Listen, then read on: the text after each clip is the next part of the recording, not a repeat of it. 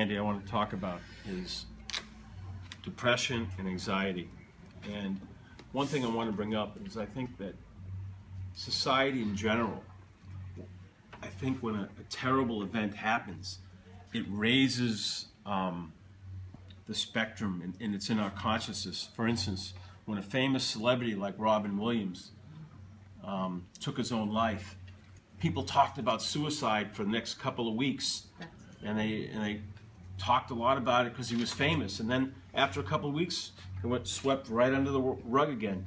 And and it just shows you can be a famous person, you can be worth millions of dollars, you can have fame and fortune like Robin Williams had, yet he suffered from terrible anxiety and depression where he felt there was no better way, and he took his own life. But again, it was raised the consciousness. It was something people talked about for a couple of weeks, and then again it was swept right under the rug. So talk about this problem, but specifically anxiety and depression, and is it more hereditary, something that's brought down, or what can people do to deal with, in your opinion, dealing with severe anxiety and depression?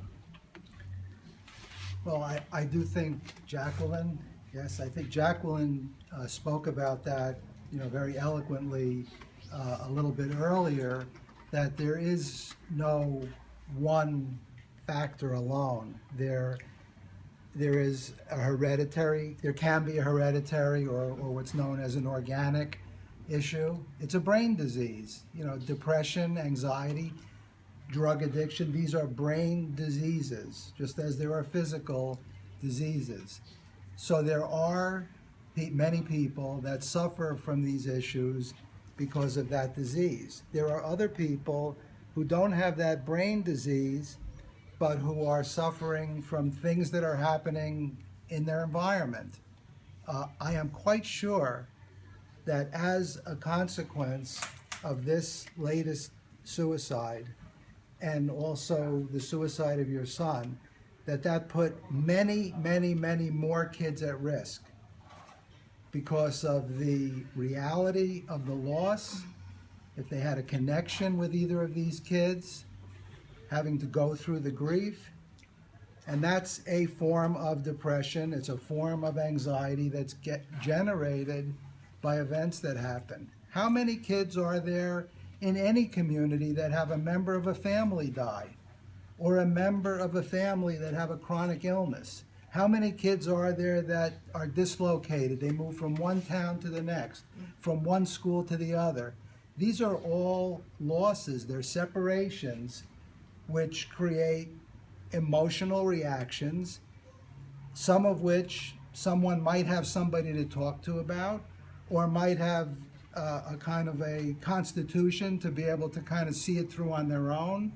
Journal, music, theater, whatever it is that they might use, but most kids don't necessarily have that. So it behooves the adults in their life, particularly the ones who are responsible for their care and well-being, not only in the family, but in the school, on teams that they're a part of, and clubs that they're a part of, to kind of take their temperature. Not just their temperature, do you have a fever, or is that ankle you twisted a break or just a bad sprain, but also their temperature about the things that are happening in their lives.